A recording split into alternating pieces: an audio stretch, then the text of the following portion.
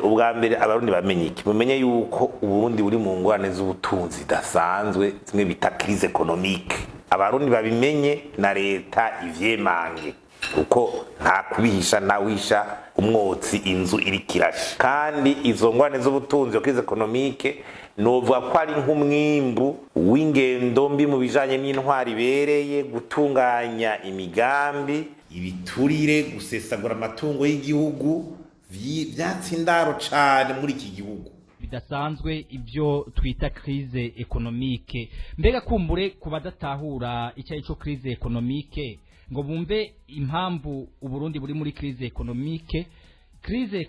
canke ibibazo bidasanzwe by'ubutunzi birangwa niki ibimenyetso bigaragara ko ico gihugu cacu c'u Burundi gifise ibyo bibazo nibihe Gafosta nubaho yuko nk'igihugu hagire uri uraciga mu bijanye n'ubutunzi nyene kimenyesha kuvuga ati kiri muri crise économique igihugu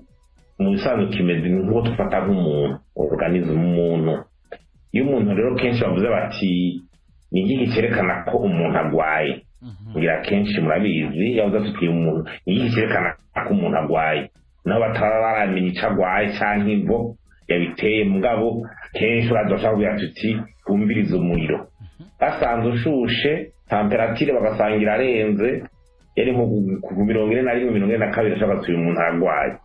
bavuze bati yaramenetse umutwe nakaramenetse umutwe ashaka ati uyu muntu aragwaye bavuze ati apeti yagiye uyu muntu kumbure ashaka ati uyu muntu aragwaye umva ni bya bimenyetso usanga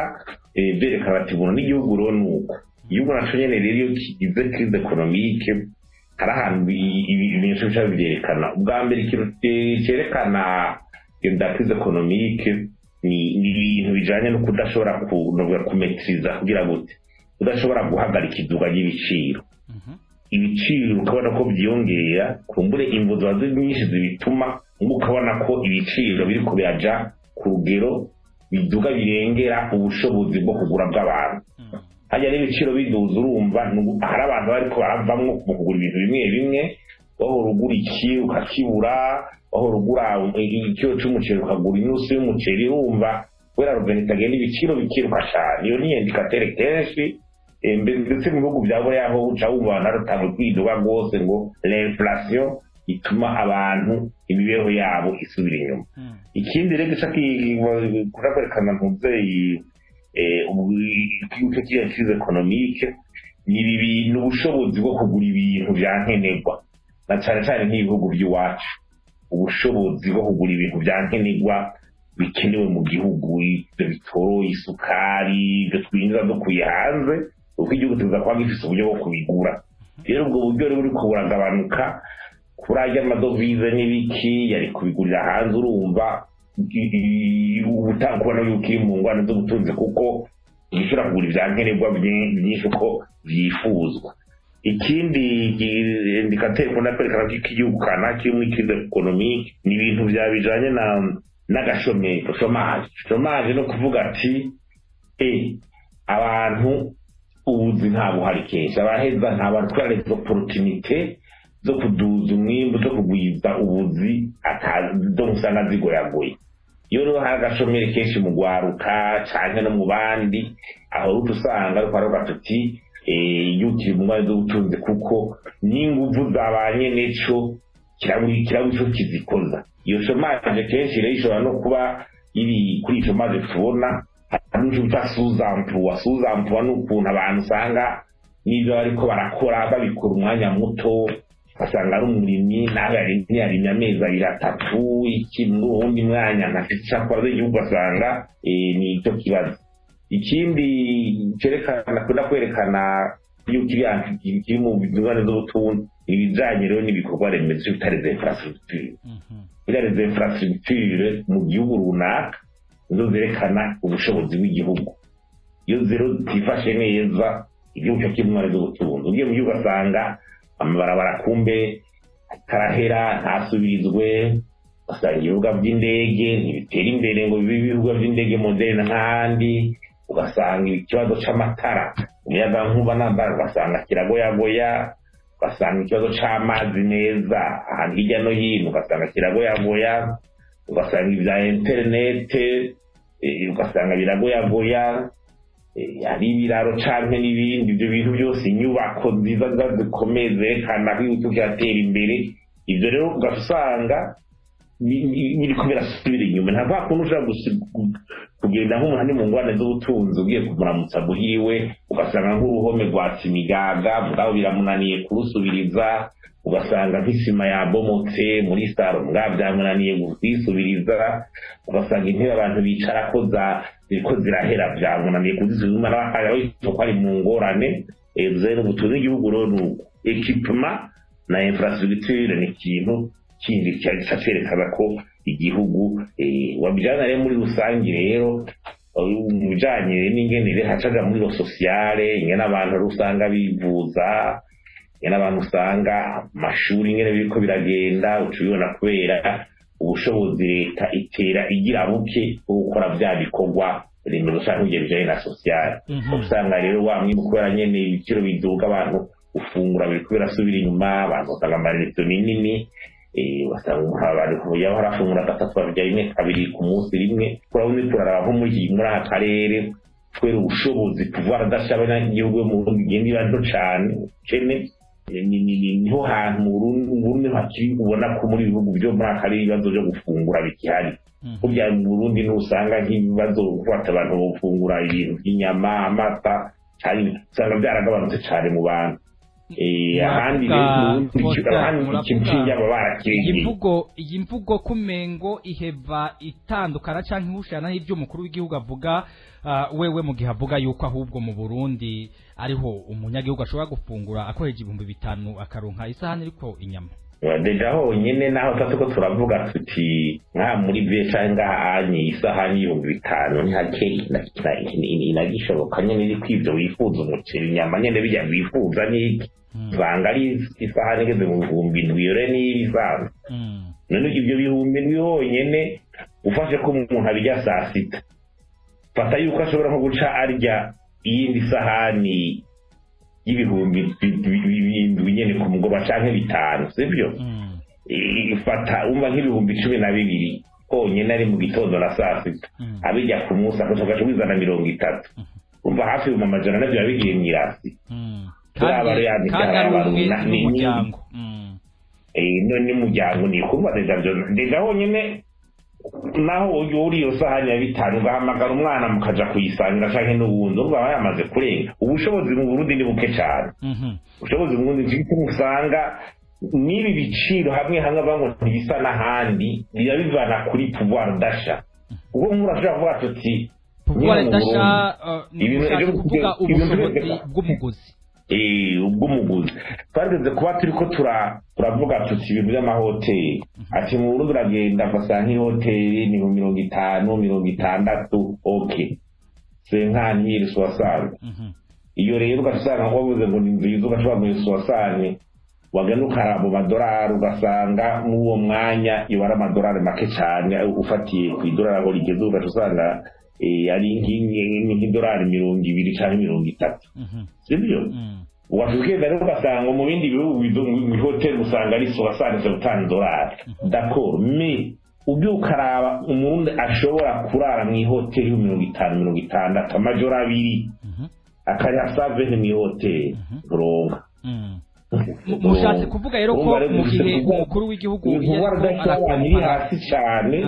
ku buryo niza bitabana ko barakora usanga zidashoboye kubatuma haba ya boom economique umuntu aba yifuza. Uno munsi rero ubumbirije kino kiganiro yotahura yuko bijya byo kumva yuko isahani $5,000 mu Burundi nimba ari amadolari 100 muri Amerika bivanye n'ubushobozi bw'umwe n'ubundi tuguma dusanga mu Burundi bigiye. None uburyo ukara umushahara amwaye umunyamerika bahembwa canke umuvanza canke umubirigi canke ikintu aba bihuriye na revenue y'umuntu wonga usanga mu Burundi. Urone nk'aba university urabona ingene byaha ko bashobora no gufungura. Hari uwo ngo hari university umunyamerika yabuze cyajya canke umuntu mugabo arabaha mu Burundi ingene usanga bavuga ngo baguye isari bagize gute. Ari umuntu ya kwishuri kaminuza. ibibazo birahari ahubwo duhangane nabyo. Reka tugaruke neza na neza rero mu kiganiro cyacu nk'uko mariko mubitubwira, mwari muheje kutwereka ibiranga ibibazo by'ubutunzi canke les indicateurs de la crise économique. Mbega Faustin, nk'uko mwari mwatanguwe mubiduha mu ngereranyo y'umugwayi, mukavuga muti iyo umuntu ashushe baravuga ati aragwaye, iyo bamaze kubona yuko agwaye kubera yashushe haba hasigaye kurondera icyateye bwa bushuhe. Mwebwe muheje kutwereka ibiranga byose mu Burundi ko hari iyo crise économique. None iyi crise économique mu gihugu cy'u Burundi mwebwe nk'abahinga mubona iva kuki, itegwa niki? Ubwa mbere crise économique mu Burundi irafise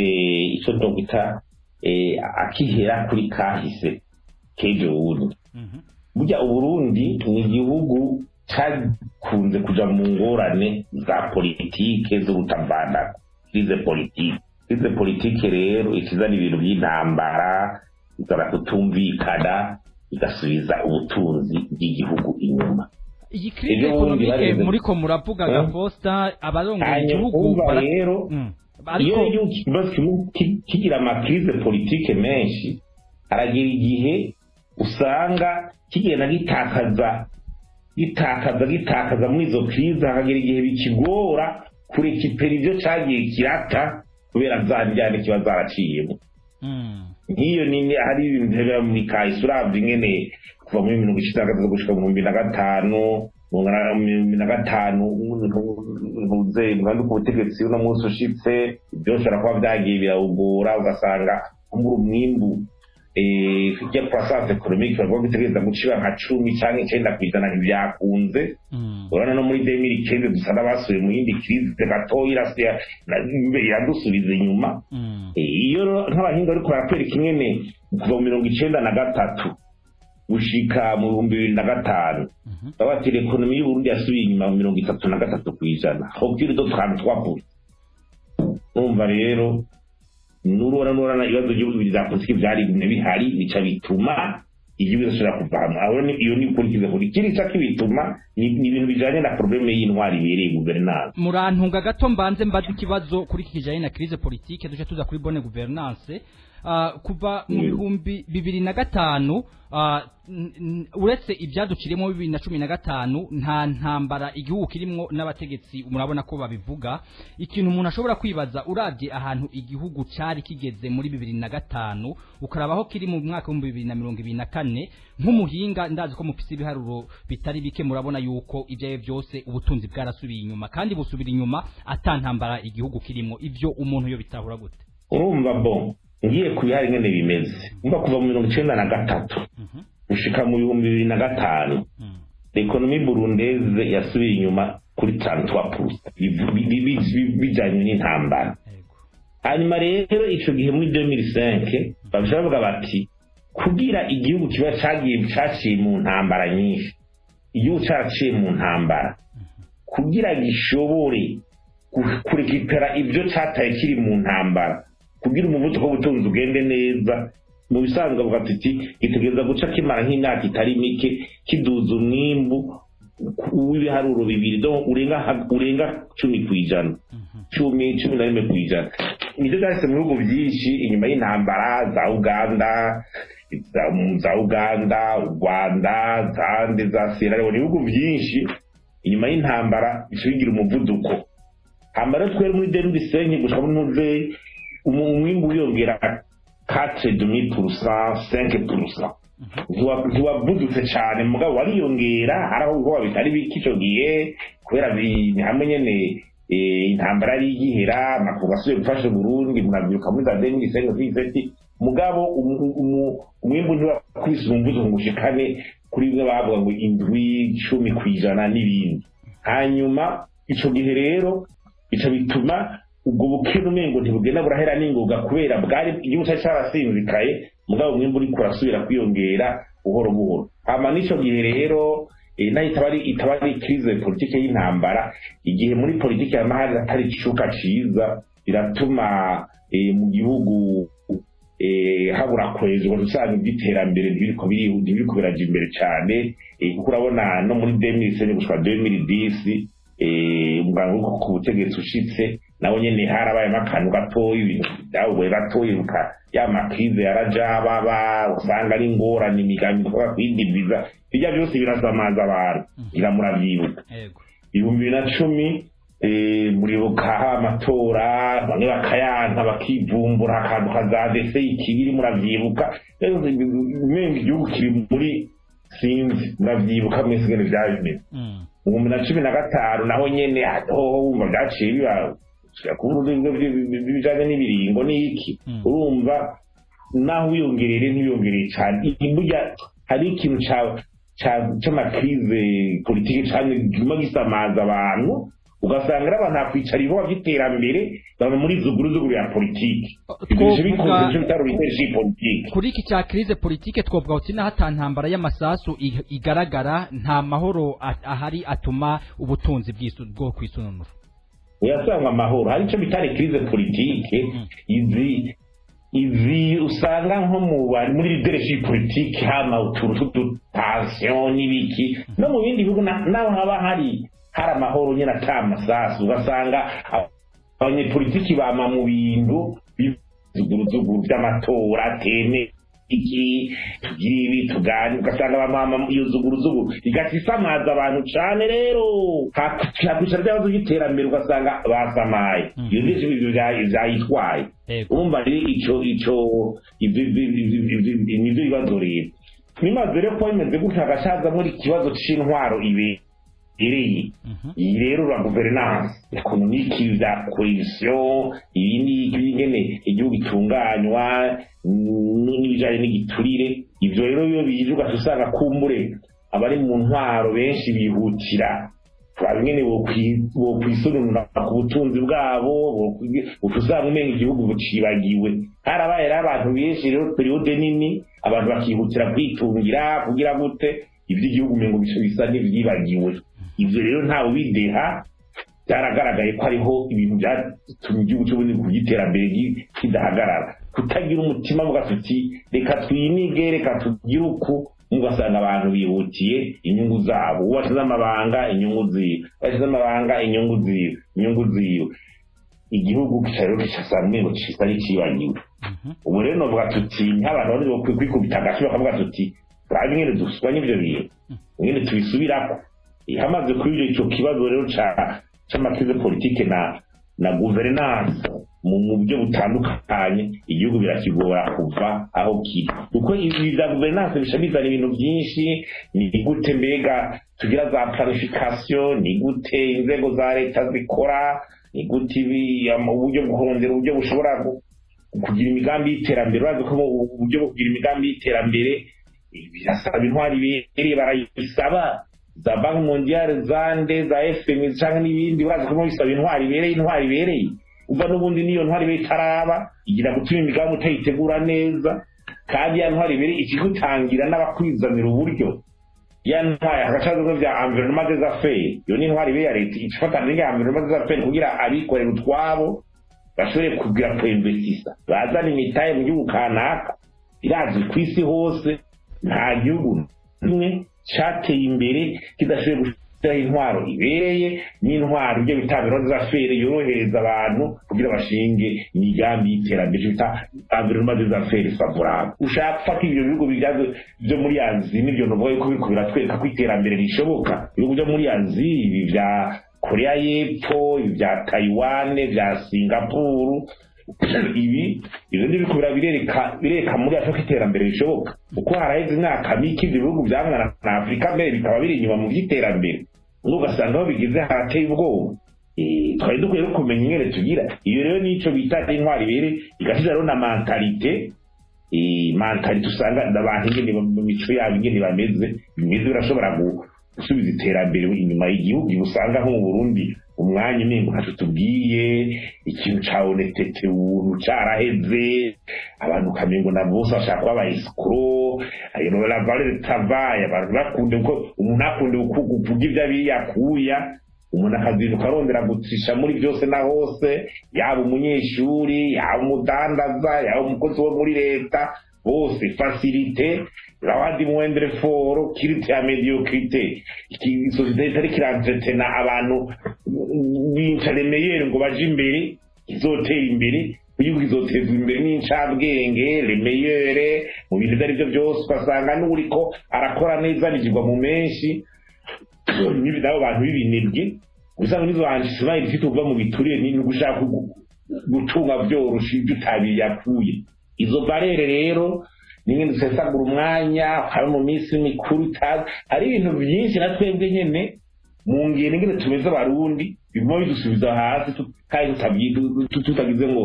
twikebuke guture ko tuja kubihindura urumva ni izo crise politique hagacaza n'intwari ibereye ijari n'ingene leta itunganya iby'igihugu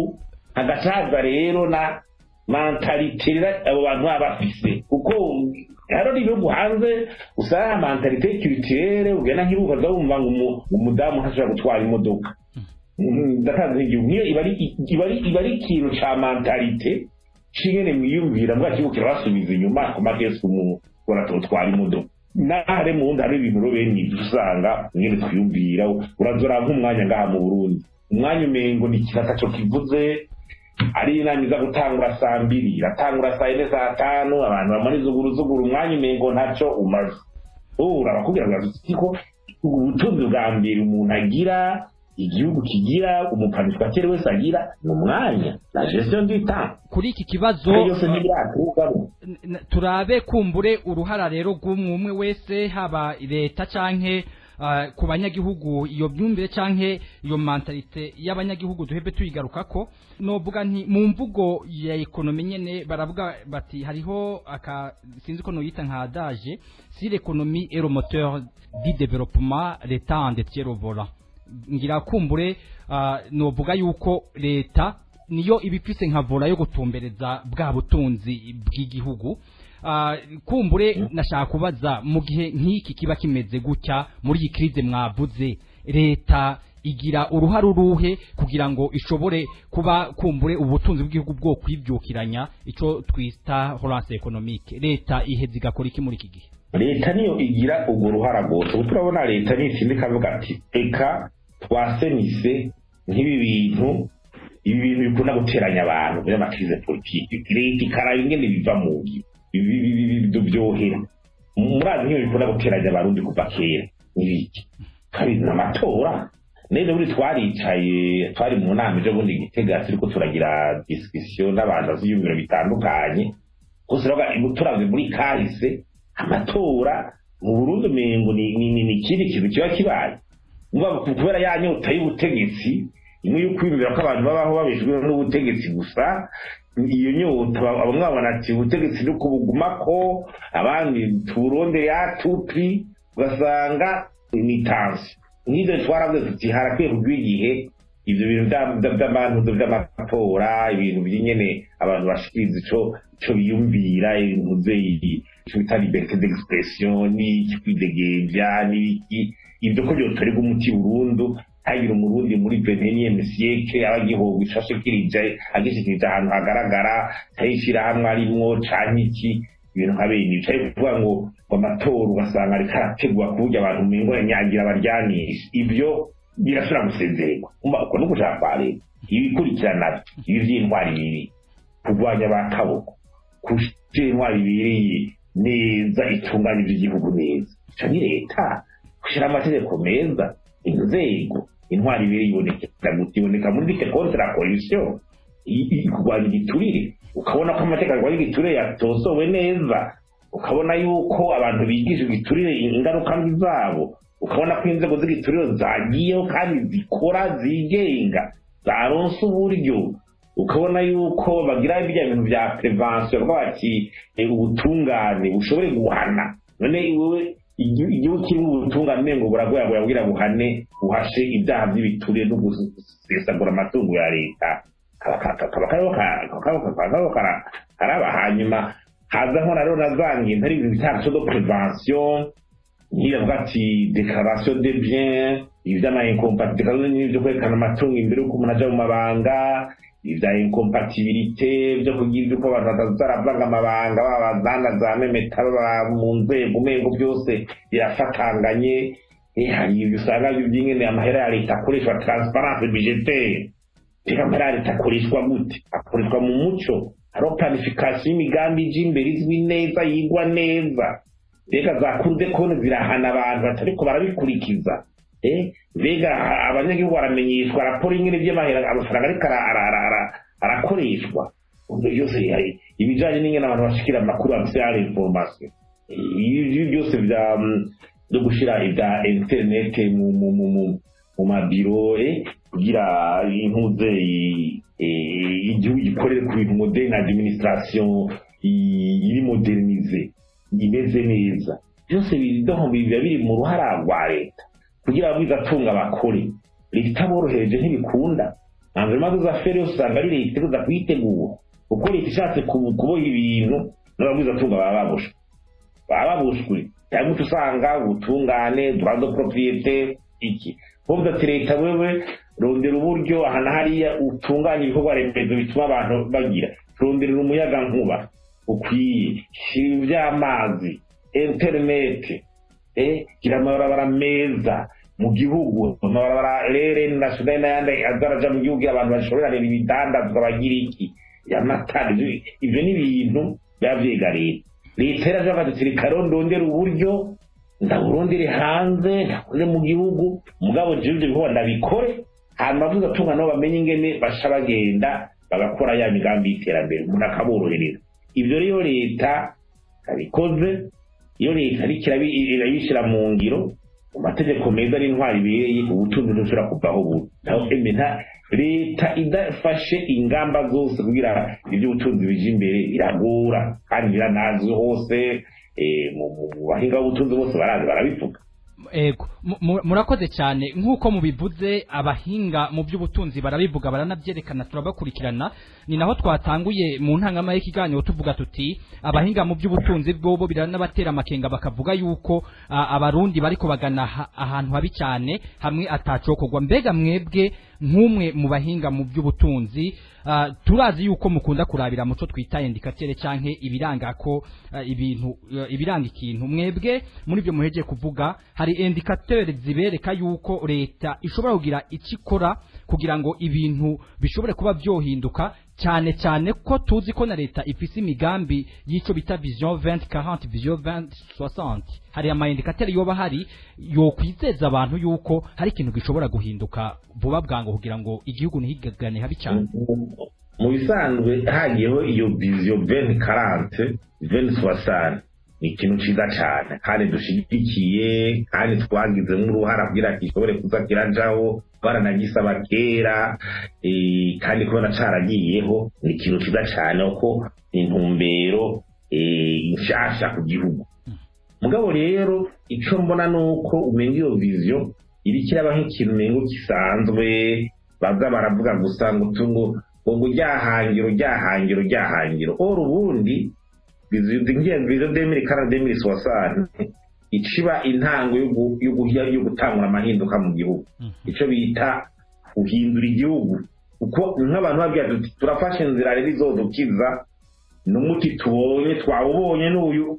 mugabo uwo muti rero urarura barundi nimuze rero tuwunywe. Urazi ko yuge kwa muganga kenshi umutuvura batubwira ngo umuturura ngo nurushinge, turi abana barabitubwira wataguteye agashinge n'agashinge kaba kababaza tukamwana ikararira muteye urushinge iyo aguhaye ikirere kirubuka ashaka kugicira ngamwana ngo ico nyine nico kiza kuvura ahubwo byakuvura. Nivyo rero guti ibi baze kugira intuze guhindura ingendo abarundi mu gihugu, kuvuga ico bita nouvel ordre de gouvernance. Nouvel ordre de gouvernance yakene muri iki gihugu guhindukanya n'amahinduka no guhindura ingendo, kuko burya baba abarundi batari mu nzego n'abari mu nzego, abatari mu nzego bamwe bashingwa amabanga bakaja mu nzego abandi bagakugwa. Muba hari ikintu gikenewe cy'uko gushika ubu umurundi haba ico bita réveil de conscience, ico bita kurevolutiona ingene abarundi biyumvira n'ingene bari mu migenzo yabo n'ingene bameze gushika uno munsi. Hanyuma rero leta nayo gashoka tuti ko dutanguye bishasha rero ya ntwari ibereye imwe igorana tugira tuyijeho kabisa n'inguvu nyinshi kuko tuba twamaze kubona inzira. Mugabo n'ivyaguma kwakunda ari igitabo bavuga bati tuzoshikira ihangiro gusa umengo ni slogan, aho usanga cabaye n'ikindi gitabo ciyongeyeko ko n'ubundi ico gitabo cerekana iyo dushaka gushika, mugabo cerekana inzira tuzocamo kugira tubishikiye. Urumva rero umukuru w'igihugu rero mu gihe yavuga ati jewe ndashaka gutanga uyu mugambi, bibaza yuko yoca araba akaba icyo twokwita force zihari zomutuma agira ashobora kugira ibihinduka, kuko turavye nk'intuze ntise twokwita ibintu dokwita force, mbona ko ari nka leta yo kwibaza ko ibi vya ntuze vya situation hari yonyene irerekana ko abantu bashaka ko ibintu bihinduka, kandi abantu bashaka ko ibintu bihinduka mu nzira nziza, sabidire ko benshi gushigikira iyo changement nouvelle de gouvernance nshasha, kugira abantu barayinyotewe ni benshi. Iyo abantu banyotewe ikintu rero ziba ari inguvu boguha ushaka kubihindura, uko urumugu menshi wabagushigikiye. Hanyuma uburundi barafise potentiel y'ibintu by'ubutunzi bwofatirwako. Ubundi turafise indongo by'uburimyi, hari iby'ubutare, hari bya tourisme, hari by'uburundi aho buri muri aka karere portion de plaque tournante, yaho muri aka karere. Ibyo byose ni ibintu bashobora gufatira. Iyi ntuze iyi vision nayo ihari ishibanye n'ikintu kiza gufasha igihugu gihinduka. Niri mwiza shingiro uriho umukuru w'igihugu inguvu, hari ikintu muri mwiza shingiro je nabuze nti bo naho wabona umengo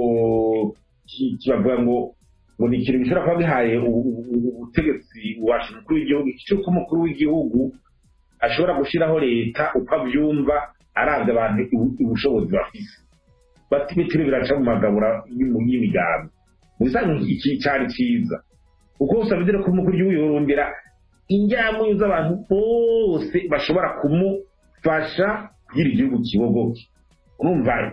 naho yozana nk'uriya Ndikumana Leonce uriya ati ngo ndakujerwa amabanga nawe utaba uri mu mugambwe kanaka cyangwa ni mugabo uri ku butegetsi arabishoboye. Urumva rero za ncabwenge yo mubiriza kugira igihugu gihinduke ahise kintuze abo gusa ikintu kigoye ni ibi vya ntuze ibi abantu bamwe batashaka rushanjuma bahari nyene, kandi bakuru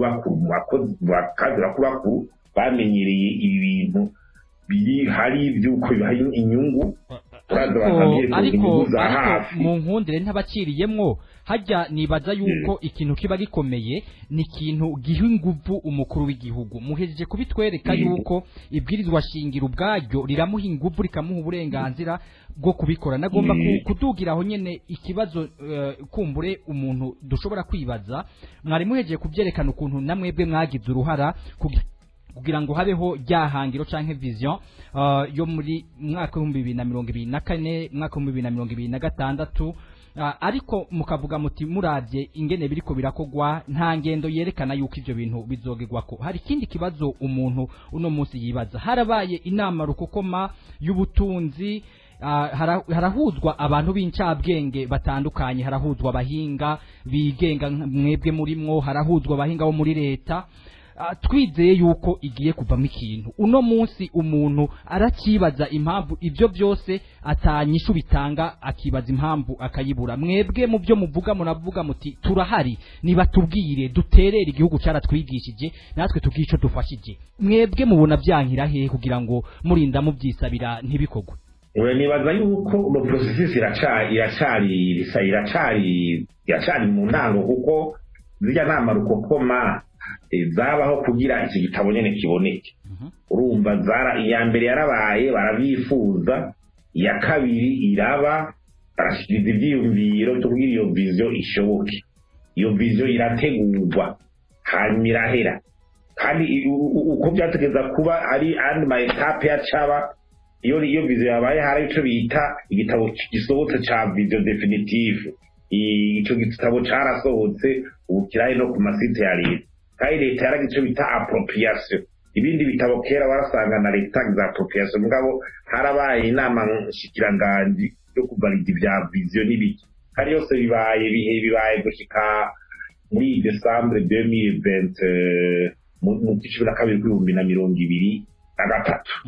urumva rero igitabo cyaheze leta yaje kukivalida ahubwo rero turatanguye ko nobyita ubu rero haragezeho gutangura kuvuga ati kuko nta inama rukoma yabaye umwaka weze mu kwa gatanu turasaba tuti rero iyo nama rukoma kwibaye genda mutegura ico gitabo mbono hanyuma leta iciapproprié kandi mu gisohore kiri definitive kigaragare tukibone kije ku masite rero mu bya bintu mengo ni ico gitabo nikiza ibyo rero buru byarabaye ibyo rero je kuwanje bibaye bari intambwe nini kandi kera wasanga bigoyagura ugasanga n'amadokima mugabo leta itakize no muri conseil des ministres itagize iki bo ubu rero byarabaye iyi 2024 ni mwaka wa mbere yo gutangura kubona ingene mu mahinduka yotegurwa ntawe uvuga ati ngo tuvuge ngo duhebure mugabo je nibaza yuko ngira ko ibya sose bya turabe ahubwo cyo duteranye ku maproces akurikira n'ikindi kintu mbona caciye gikorwa peut-être par twasabye yari ama planification opérationnelle naho yoba muri 2020 muri 2016 muri 2040 urabona ni kera iyo rero umaze gutegura igitabo nk'ico uvuga uti none ku myaka 5 nzoba ngeze ushobora fraction ku myaka 5 ureba ati afata cya gitabo ca plan national de développement barakiriviza bugati plan national de développement revize kugira bayishire mu ntumbero ya vision 2040-2060 n'ibyo ngo byarabaye ko n'ibyo twari twabisaba iyo plan national revize rero yabaye reka rero uro tukaduherekeze rero turabigira ibyo mu ngiro mbwa ibyangombwa bya mbere byasa n'ibiko birahera murakoze cyane kare mwamye ikindi kigere cyari cizeza nuko ijya ntuze iyi Fonds Monétaire International FMI murazi ko mingo imigenderanire yo na leta yari yahagaze ubu rero urana ko yagarutse umaze kwemera gusa ko na FMI nuko ubwira usore wiyugurure mu kwemera amahinduka uko FMI irindira bwa ati indiri mu ntwari berindiri mu ntwari beri ubwo rero twarumvise nabo muri FMI twaganiriye tugakora umukuru w'igihugu nyene yemeye yavuga ati nimuze muturabe iby'intwari biri aho ingene bimeze udufashe bigororoke kuri mu rero iyo niyo ni intambwe ibyo bari kubiraba rero gushika no munsi niko turabishima kandi twaguraja mugabo rero kuja mu gutangura rero ingene abantu batangura guhinduka telefone za mbere zitangure kuja mu ngiro ico kwindire tukadusabure kujako kugira leta turabe yuko yo tanguza riri kiviyone tugarutse kuri uku kuntu tubona ubutunzi kumbure bugenda busubira inyuma cyane tukaraba ukuntu ifaranga murantunga ifaranga ry'u Burundi ririko irata agaciro cyane ugeranije n'aya mafaranga b'amahanga canke amadovize mwebwe uno munsi muri ko murabiraba kubera iki tubona bigeze ahantu bitigeze bigera aho usanga uno munsi idolari rimwe ririko iravunjwa 5,000 mafaranga y'amarundi izo mafaranga y'agaciro byo kugira rivunwe gutyo nuko abakenya kandi kugira kene murazi nk'iriyo biba byavuye n'ibintu bigaragara kugira kene nuko ibyo dushorera mu mahanga byagabanutse kandi murabizi kawa ntutukaro ya mbere ashora kawa urazi kumwe mbo wagabanutse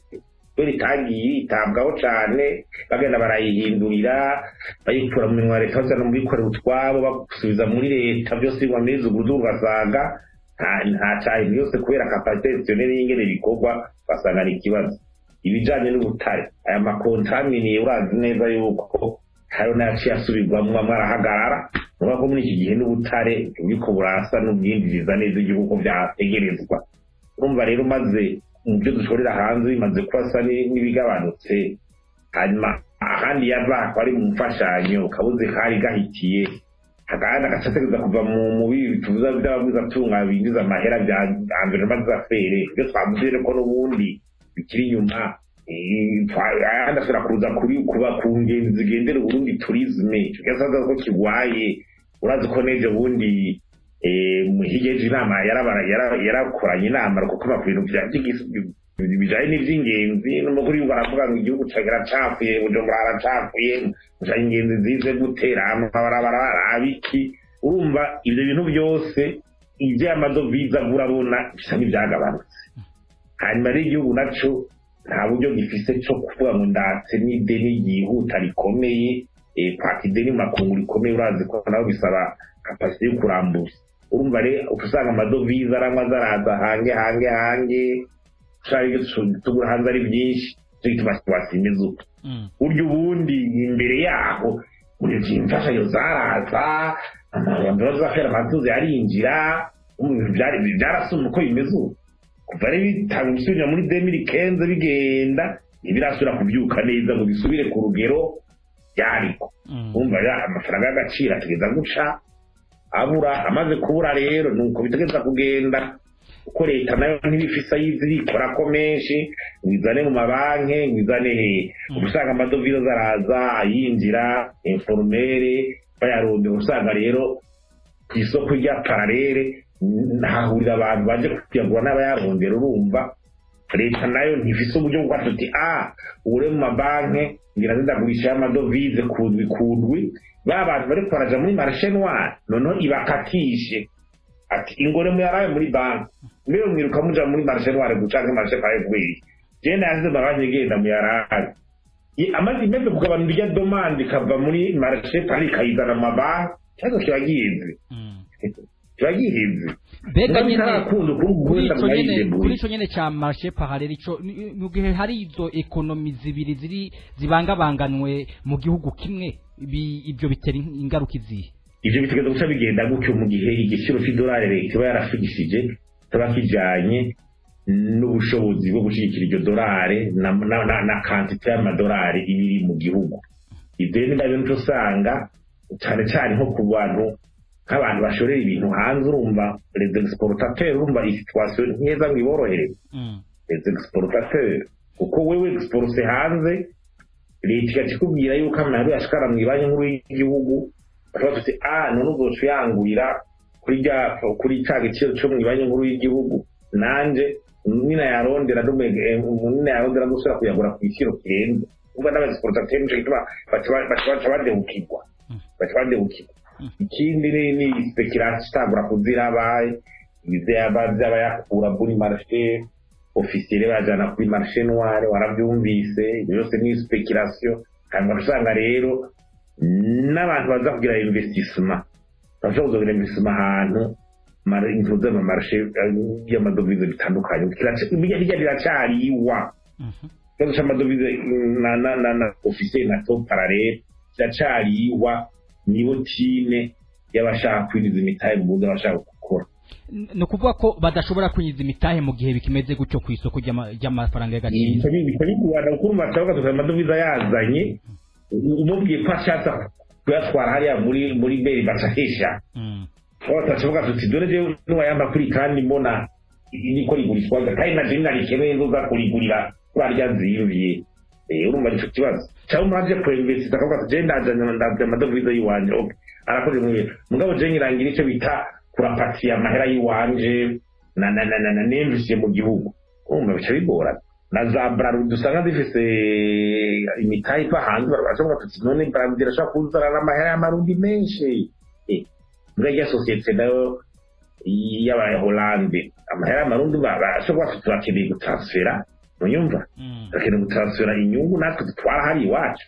umva amarundi si bazotwara hari iwabo usanga rero nicyo kibazo umva rero ni ibintu bigoye cyane kandi no uca wumva yuko n'ibidandaza urumva bazakundira ku ifaranga rizinze bica biduza igiciro cyane gusumba kuko leta abashoboye gusha kuri ya marché officiel bari bati murakoze turiko turabira hamwe ibibazo by'ubutunzi ibibazo by'ubukene bumaze igihe mu gihugu ngira ngo kubashoboye kukurikirana nibyo mwamaze kutuganirira ntitwovuga ngo leta byarayitaye kuwa amazi turacafite ico cizere ariko ikigaragara coco nuko ibibazo bikihari kandi kumbure ngira ngo atawubona inyishu ejo canke yejo yihuse nkuko byagiye biragaragara ikibazo umuntu ashobora kwibaza uno munsi abanyagihugu bo kwifata gute uruhara rw'abanyagihugu ruburuhe mu gihe kidasanzwe nk'iki c'ubukene bobo abanyagihugu babazwa iki bokora iki abanyagihugu mu isanzwe no kumenya situation ko irifisiye ibi rero ko navuga bya changement de mentalité ni ibintu aba bose ibi bintu byo kumenya ati ukunda gukora kubyicubiri yakuya kugira umwanya neza kuba rationere mu madepanse ntuzuragira ibiki kureka ingero y'abarundi ngire nka naka anyo yamuhenekere nani ndonyi wahenekere naka yatwaye abana ku ishuri nanjye ngire nkawe donc hari ibintu by'abarundi byo kurabarira kumengo abarundi zakomera baho de façon grégaire ukamengo nimwe kumenya kwiraba ukagera rationnement bike ufise hama ni ibintu by'iminsi mikuru y'amamanzu ngo twaba tuko kwigara bigahagarara donc sinwa ngo bigabanuke bigabanuke hanyuma ikindi ibi by'amasolidarite yama hari yo kwa mumengo abantu bari mu magroupe bakabura ingene bikonsantra ku bintu individuel azene birakubira gukwiye guhinduka ugiye wama muri groupe urezo na tereme yo groupe y'abantu birakugora rimwe rimwe gufata umwanya wo kuraba ibikuraba nawe ugira ico witeze kw'imbere izo ni ngendo kenshi zatubona kabisa z'abantu ziza guhinduka kundana rawadi muendere for vraiment ikintu kandi nabyo ibintu bya l'etat providence tukabivamo abantu bakamenya yuko kwibwira ngo uzohari uko ugiye gukora muri leta ugiye kugira ngo ibyo bintu ko byarasenzwe gerageze amenye ari nk'umwana ari kariga rondere kumenya ubwenge kumva ati je ndikomenya iki niba ngo ko yiga ari karonka amanota wigwi kurabona icyo ushiri kuramenya mu bwenge bwawe izo gutuma wantrepreneur ikintu gishobora gutuma witunga na discipline rero ikwiye urabona n'ibi bintu by'intuze byo gusanga dushaka kugira twamenye ni mu magupe mubare mu nzoga kuva rendi gushika dimashe n'ibyo bana kenshi badusubiza inyuma cyangwa na bene ngo turesha tubite birasubiza inyuma barundi cyane na ruguru mu kibuga hari abantu bakibona ifaranga ritoye rero mbona rimwe nk'abantu basanga nk'umuntu abantu bariko barubaka nk'inzu nk'abamasoje basanzwe haruguru barandayibona ugasanga arashitse ugiye kuranga bose n'ibiki ukamukira atakira 5 3 4 murayi cyo bira mu kanya gato kabanzaza kwirasa kuja kubicupa y'ugwago kuyasagaruka ku kare uba deja urumva ko hari ikintu inzoga ya saa 4 ikuca inguvu igutwara amahera ikubuze gukora mugabo kumva yuko ngo niyo ngo ni guha morale muta ngo ni kiguha morale muta urumva ari ibintu navyo nyene by'ingendo tugifise ego mu Burundi n'abarundi nyine antake Burundi tutegereza kwiga guhindura cyane. Reka kumbure tugana ku musozo w'ikiganiro ko turiko turabira hamwe kumbure ibibazo by'ubutunzi biri mu gihugu ariko tunaraba n'icokorwa kugira ngo ubutunzi bwisununure. Tukivuga abanyagihugu hariho ikibazo umuntu ashobora kwibaza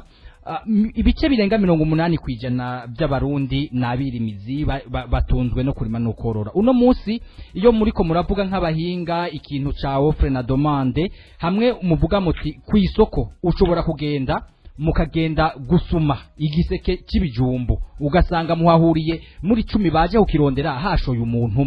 umuntu yibaza ko benshi arabarimyi bigenda gute ngo bahurire ku isoko benshi baje kugura atabashoye. Ubwa mbere ikibazo cy'uburimyi mu Burundi ni gute? Ubwa mbere abo barimyi uvuga ni bangahe barimira isoko? Ni bake cyane. Abarimyi mu Burundi benshi barima pour l'autoconsommation familiale. Nukuvuga nagaropendo tero umuntu afise muhira arimo duharage akazojana muhira ari ibintu zakazojana donc l'autoconsommation familiale ya agriculture familiale l'autoconsommation yo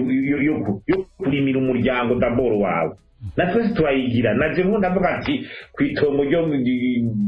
iwanje ruguru ingogozi narimye ibigori nzoja gusyesha ndanifu ibintu nk'ibyo narimye ibiharage parti n'inzo izarambura na ikoso burya abantu bariko bararimira isoko mu Burundi ibake tujya musese ukaja ku isoko rero ni twatundi baza barakora akabanyagihugu bavuga bati ngiye kugira nje kugura kunyu ngiye abakubije kudanda kugira abakandi kanagura mugabo nta condition sur igara ku isoko mu Burundi hari inacho kitwishe abo barimye nabo rero bari kurima pour le marché bajya amahegitari n'amahegitari n'ibiki benshi bakubwira ati bisaba amahera menshi n'uburyo bwinshi abantu benshi badafise uravye amatemwanyaje aho je tumaze kuganira babarimyi bakomeye bavuga ati kugira urinde wishuga uvuge ngo ndiko ndagira ya agriculture yo gutwara ibintu ku isoko irrigation imyambu mendevre harabura yuko honyene bishobora gutwara nk'imiliyoni amajana abiri cyangwa kugira winjire muri iyo secteur utararonka inyungu na ntoya umva nk'aya mafaranga ashobora abantu bake kandi naravuga tuti burya ntushobora kugira uburimyi neza ahantu ugira uburimyi neza benshi bavuga tuti tudafite nk'hegitari 25 n'amatungo turiko turarima tudafite hegitari 50 nta burimyi bukomeye ushobora kugira ujya nko kurimira isoko bugaragara ibikuntu ni bande bashobora kuronka impuze bashobora kuronka amatongo angana gutyo bake ubu nyene mu byuba byerekana yuko amore tugeze kuri 0,5 hegitari par ménage amatongo atera yaga manini si manini adutuma du propisa cyane ngo tugire iyo naho rero ari amasi matoyi ushaka kwimbura byinshi bisaba agriculture intensive cyane umwavu ukomeye warondewe mvuze semence selection imbuto zirobanuye yose bisaba uburyo ubushakashatsi bwo muri bwa izo bwaranasubiye n'inyuma nabo n'abakopera bafashe ugasanga izo bayihaye isumbijwe n'ubushakashatsi bw'abandi bantu bariko barikorera urumva na izo